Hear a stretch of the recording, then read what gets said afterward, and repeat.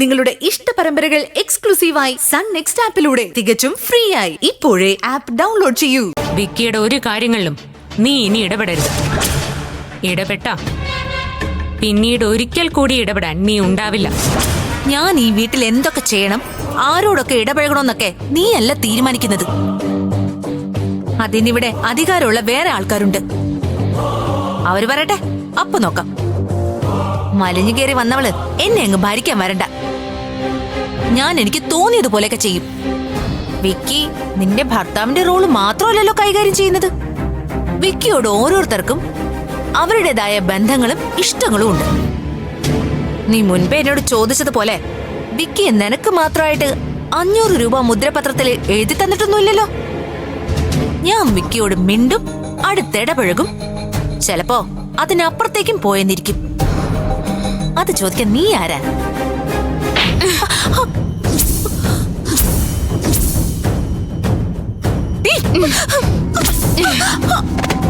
ഇപ്പൊ മനസ്സിലായോടി പാഷാണത്തിൽ കൃമി ഞാൻ ആരാണെന്ന്? ഇല്ലെങ്കിലേ നീ കാത് തുറന്ന് കേട്ടോ. ഞാൻ അഞ്ജലി വിക്കി. മുദ്രപത്രത്തിൽ എഴുതി വാങ്ങി ഞാൻ വിക്കി എങ്ങ എടുത്തു. എന്താ നിനക്ക് വല്ല പ്രശ്നമുണ്ടോ?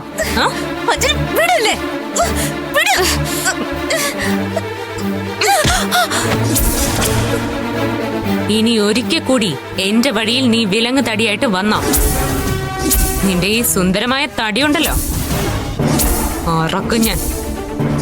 അറക്ക വാളിന് അറുത്ത് മുറിച്ച് ചിതറിച്ച് കളയും ഞാൻ.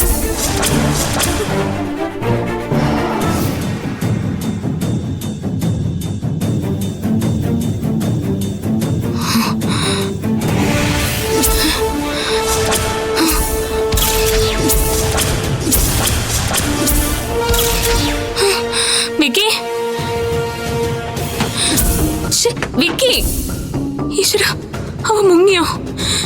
എല്ലാം തകിടം മറിഞ്ഞോ? അവന്റെ ഫോൺ എന്റെ കയ്യിലല്ലേ, ഇനി അതും എടുത്ത് അവൻ പോയി കളഞ്ഞോ? ഫോൺ എടുത്തിട്ടില്ല.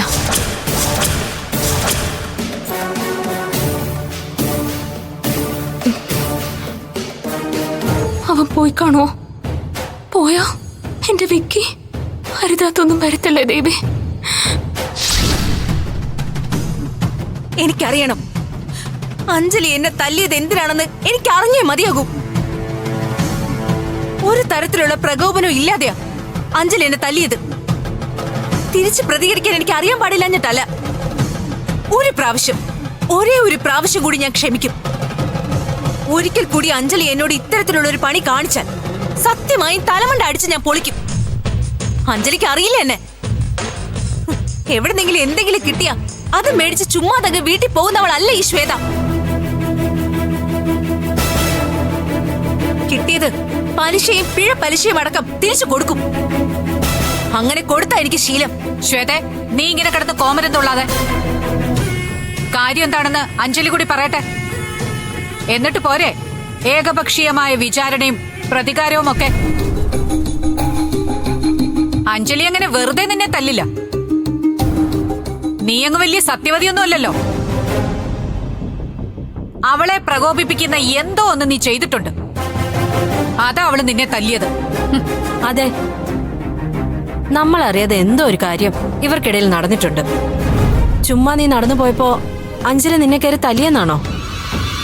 അഞ്ജലിക്ക് ഇഷ്ടപ്പെടാത്ത കാര്യം നീ അവളോട് പറയുകയോ പ്രവർത്തിക്കുകയോ ചെയ്തിട്ടുണ്ട്. പറയ്, ഏത് സാഹചര്യത്തിലാ അഞ്ജലി നിന്നെ തല്ലിയത്? പറയേ. എന്നെ തല്ലിയതിന് സമാധാനം പറഞ്ഞിട്ട് നീ പോയാ മതി. ശ്വേത, നീ മാറ്. എനിക്കിപ്പം നിന്റെ ചോദ്യങ്ങൾക്ക് സമാധാനം പറയാനുള്ള സമയമില്ല.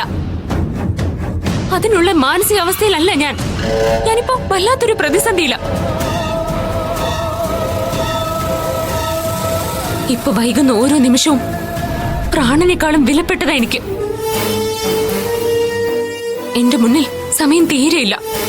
അതുകൊണ്ട് നീ ഒന്ന് മാറി നിൽക്ക്. അതെന്താ സമയമില്ലാത്തത്? ഒരു കാര്യമില്ലാതെ ഒരാളെ തല്ലുക, പിന്നെ അത് ചോദിക്കുമ്പോ തീരെ സമയമില്ലെന്നും പ്രതിസന്ധിയാണെന്നൊക്കെ പറഞ്ഞ് ഒഴിഞ്ഞു മാറുക. ഇവളുടെ ചോദ്യത്തിന് ഉത്തരം കൊടുക്കാനുള്ള ധാർമ്മിക ഉത്തരവാദിത്വം നിനക്കുണ്ട്. അവക്ക് മാത്രമല്ല, ഞങ്ങൾക്ക് എല്ലാവർക്കും അറിയണം എന്താ സംഭവിച്ചെന്ന്. പറഞ്ഞല്ലോ അങ്കിൾ, ഇപ്പൊ ഞാൻ വൈകുന്ന ഓരോ നിമിഷവും ഗുരുതര പ്രശ്നങ്ങളിലേക്കാ പോവാ. ഇപ്പോ എന്നെ ഒന്ന് വിട് പ്ലീസ്. അപ്പോ എന്റെ വാക്കുകൾക്ക് നീ ഒരു വിലയും കൽപ്പിക്കുന്നില്ല അല്ലേ? അല്ലെങ്കിൽ പിന്നെ 4 വാക്കിൽ പറയാവുന്ന കൺവിൻസ് ചെയ്യാനുള്ള ഒരു ഉത്തരം നിനക്ക് പറയാവുന്നല്ലേ ഉള്ളൂ. അയ്യോ അങ്കിൾ, അങ്ങനെയല്ല.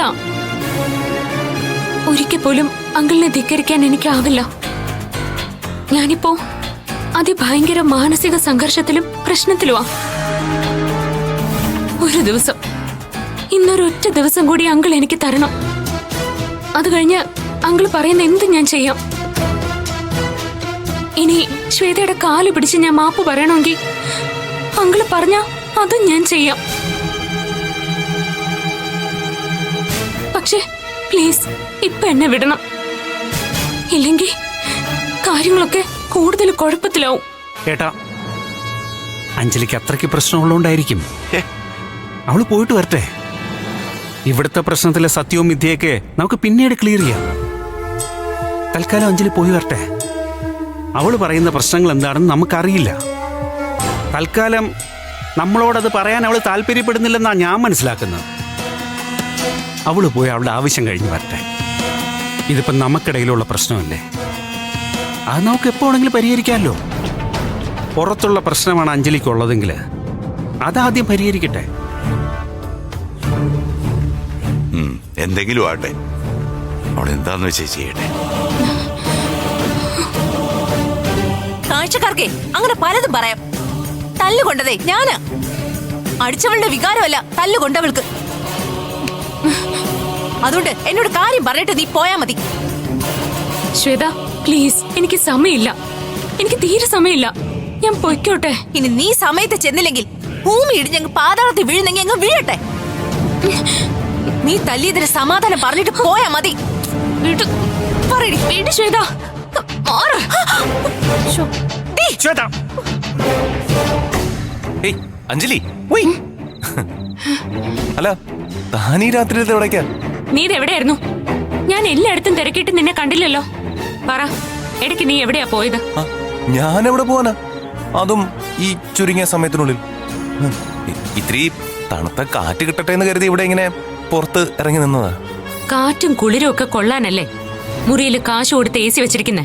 അല്ല, ഈ പ്രകൃതിദത്തമായി ഈ മന്ദമാരുതൻ ഇങ്ങനെ തഴുകി പോകുമ്പോ എന്തെന്നില്ലാത്തൊരു മനസ്സുഖമുണ്ട്, അതാ. ബാക്കിയുള്ളവരുടെ മനസ്സമാധാനം നഷ്ടപ്പെടുത്തിയിട്ട് നീ ഇവിടെ നിന്ന് മന്ദമാരുതന്റെ തഴുകലേറ്റ് സുഖിക്കുവാണോ? അതല്ല സത്യം.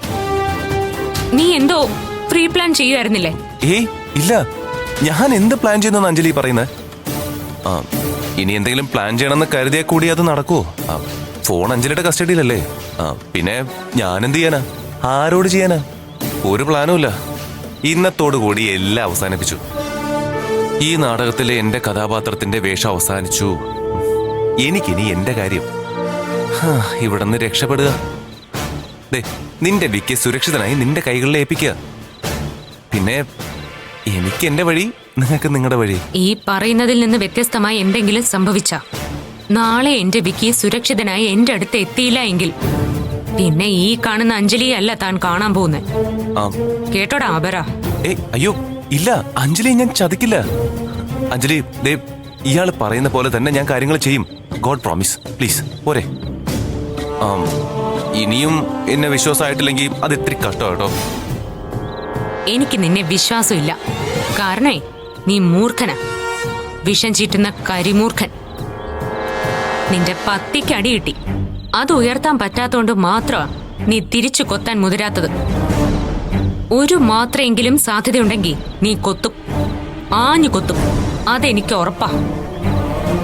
അതുകൊണ്ട് അപരൻ ഇനി കൂടുതൽ ഇവിടെ ഇരുന്ന് തളർക്കാറ്റേറ്റ് മനസ്സും ശരീരവും കുളിർക്കണ്ട. നിന്റെ മുന്നിലെ എല്ലാ സാധ്യതകളും ഞാൻ ഇല്ലാതാക്കും.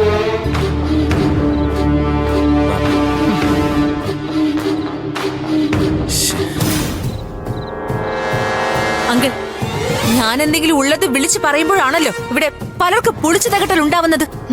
ഇപ്പൊ കണ്ടില്ലേ അഞ്ജലി അങ്കിളിനോട് കാണിച്ച ധിക്കാരം? അവൾക്ക് പുച്ഛ. അങ്കിളിനോട് മാത്രമല്ല, ഇവിടെ ഉള്ള എല്ലാവരോടും അവൾക്ക് പുച്ഛ.